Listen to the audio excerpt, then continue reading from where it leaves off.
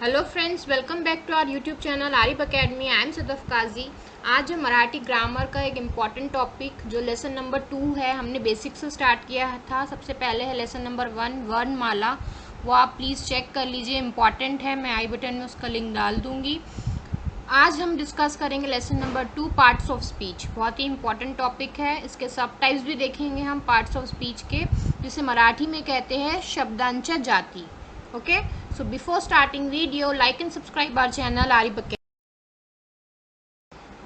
शब्दांश जाति, ये पेपर 1 और पेपर 2 दोनों मराठी के जो लैंग्वेज के पेपर होते हैं महा टीटी के, उसके लिए इम्पोर्टेंट है।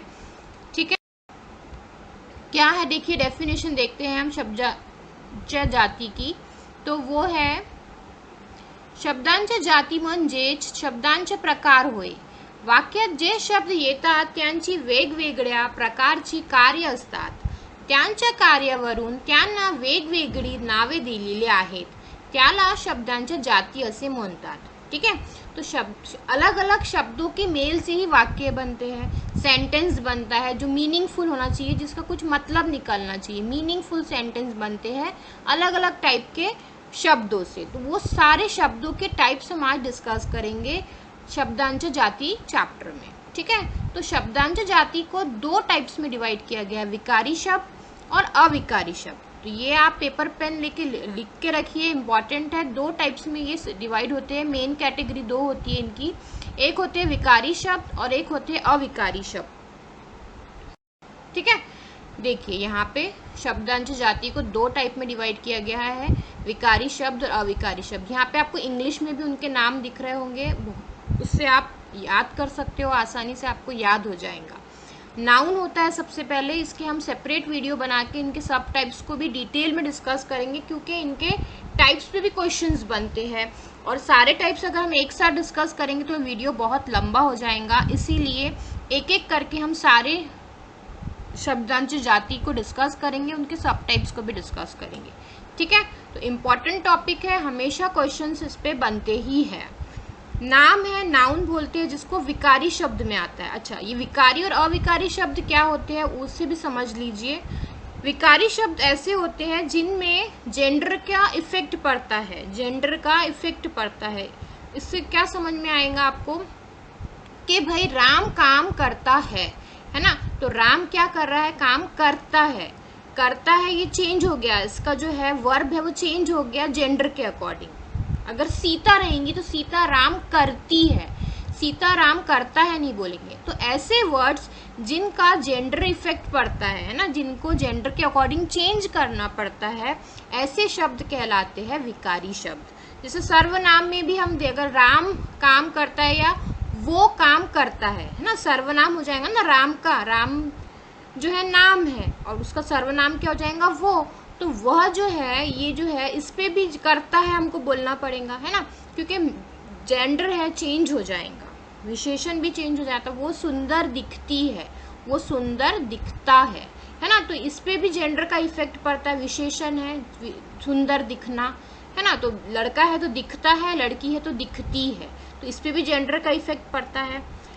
वर्ब पे, क्रियापद जिसको कहते हैं, इस पे भी जेंडर का इफेक्ट पड़ता है। वो खाना खाता है, खाता, खाना, खाता जो है वो वर्ब है, तो जेंडर का इफेक्ट पड़ रहा है। अगर लड़की रहेंगी तो हम बोलेंगे वो खाना खाती है, खाता नहीं बोलेंगे हम।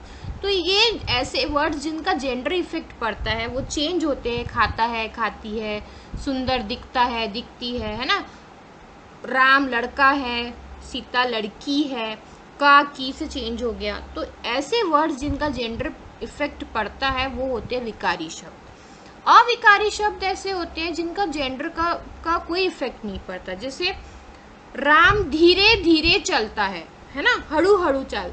तो हड़ू हड़ू जो ये है एडवर्ब है, जो वर्ब को एक्सप्लेन करेगा। ग्रामर, इंग्लिश ग्रामर में भी सेम वही टॉपिक्स है, सिर्फ इसका नाम मराठी में आप देख सकते हो कि क्रिया विशेषण अव्यय होते हैं, एडवर्ब। ठीक है, मराठी में क्रिया विशेषण कहते हैं, क्रिया को विशेषता बताने वाला, क्रिया की विशेषता बताने वाला। अब राम हड़ू हड़ू चालतो, सीता हड़ू हड़ू चालतो, तो हड़ू हड़ू पे कोई इफेक्ट हुआ क्या राम और सीता का, जेंडर का? नहीं। ऐसे वर्ड्स जिनका जेंडर का कोई इफेक्ट नहीं पड़ता, वो चाहे लड़के के लिए यूज हो या लड़की के लिए यूज हो, वो सेम ही रहते हैं, हड़ू हड़ू हड़ू हड़ू ही रहेगा, चाहे राम के लिए हो चाहे सीता के लिए हो। ठीक है। शब्द योगी अव्यय जो होते हैं प्रीपोजिशन होते हैं, इन, ऑन, है ना, जो पोजीशन बताते हैं, जो लोकेशन बताते हैं, नाम कहाँ बैठा है, खड़ा है, अंदर है, नीचे है, तो प्रीपोजिशन होते हैं, उसको मराठी में बोलते हैं शब्द योगी अव्यय। ये नाम इम्पॉर्टेंट है क्योंकि आप इन सब चीज़ों से अवेयर हो, एडवर्ब से, प्रीपोजिशन से, कंजंक्शन से, इंटरजेक्शन से, लेकिन आपको ये नहीं पता है कि इनको मराठी में क्या कहते हो, है ना। तो मराठी के पेपर में भी सेम इसी पर क्वेश्चंस बनते हैं इनके सब टाइप्स पे। ठीक है, तो हम ये सारे डिटेल में डिस्कस करेंगे वन बाय वन। तो शब्द योगी अव्यय में आ जाता है इन, ऑन, पर। तो ये लड़के लिए, लड़का भी कुर्सी पर बैठा है, लड़की भी कुर्सी पर बैठी है, तो पर पे कोई इफेक्ट नहीं हो रहा है जेंडर का। ठीक है, समझ में आ रहा है, जेंडर का जो है कोई इफेक्ट नहीं हो रहा है शब्द योगी अव्यय पे, इसीलिए अविकारी है। कंजंक्शन, राम और श्याम, राम और श्याम जो है वो क्या है, कंजंक्शन, दो वर्ड्स को या दो सेंटेंस को जोड़ने वाला। तो और जो है राम और श्याम के लिए भी सेम रहेगा, सीता और गीता के लिए भी सेम रहेगा, तो जेंडर का कोई इफेक्ट नहीं पड़ रहा है और पे, है ना, आणी पे, मराठी में आणी रहेगा। केवल प्रयोगी अव्यय इंटरजेक्शन, इंटरजेक्शन यानी जो हम विस्मय, जो हम सरप्राइज हो जाते हैं ना, उसको मराठी में बोलते हैं केवल प्रयोगी अव्यय। नाम इंपॉर्टेंट है, केवल प्रयोगी अव्यय किसको बोलते हैं, इंटरजेक्शन को। ठीक है, शब्दांश जाति के अंडर में ही आता है, तो इस पे भी जेंडर का कोई इफेक्ट नहीं पड़ता। ठीक है, तो जैसे छी छी कितना गंदा है ना, हम बोलते हैं कितना, या हम बोल सकते वाह कितना गोड़, कितनी गोड़ आहे। तो जो ये जो है इंटरजेक्शन, इस पे भी जेंडर का कोई इफेक्ट नहीं पड़ता, चाहे वो लड़का हो या लड़की हो, उस पर जेंडर का कोई इफेक्ट नहीं पड़ता। हम आगे इसको डिटेल में डिस्कस करेंगे। इससे आपको पूरी शब्दांश जाति का एक आइडिया आ जाएगा, ओवरलुक ले लेंगे आप कि दो टाइप्स की होती है, विकारी जिनका जेंडर पे इफेक्ट पड़ता है, और एक होता है अविकारी जिस पर जेंडर का कोई इफेक्ट नहीं पड़ता, लिंग का कोई इफेक्ट, कोई भी प्रभाव नहीं पड़ता है। ठीक है, तो इंग्लिश में भी नाम लिखे हुए हैं, इससे आपको आसानी होगी याद करने के लिए, समझने के लिए। आप पेपर पेन लेके उसको एक कॉपी पे उतार लेंगे तो बहुत ही अच्छा होगा फ्रेंड्स।